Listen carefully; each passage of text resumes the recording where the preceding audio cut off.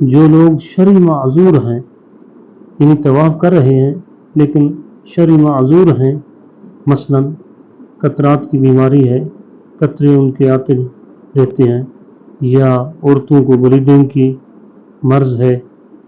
یعنی ہر وقت ان کا بلیڈنگ ہوتی رہتی ہے، یا کسی کو ہوا کے خارج ہونے کا مرض ہے، یعنی شرعی اعتبار سے وہ معذور ہو،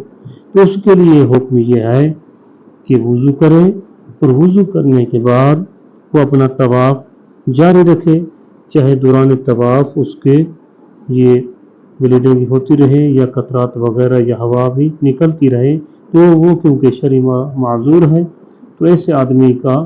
نیا وضو کرنے کی ضرورت نہیں ہے، کوئی حاجت نہیں ہے، اس کا طواف شمار کیا جائے گا۔ آگے ہے کہ دوران طواف ستر کا کھولنا بھی یہ حرام ہے، یعنی دوران طواف ستر نہ کھلے، ستر کہتے ہیں شرمگاہ کو، یعنی شرمگاہ کا جو حصہ جس کا چھپانا فرض ہے، مثلا مرد کے لیے ناف سے لے کر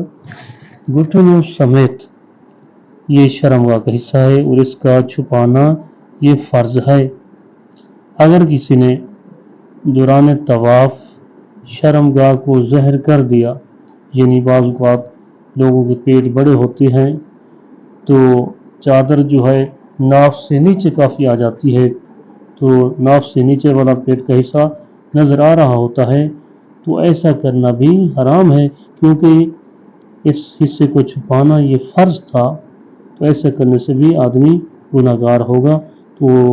حاجی صاحبان کو اس چیز کی بھی لحاظ رکھنا چاہیے، کوشش کریں شرمگاہ کے جو حصے ہیں جن کا چھپانا فرض ہے ان کو ہر حالت میں طواف کے دوران احرام کی صورت میں ان کو چھپا کر رکھیں۔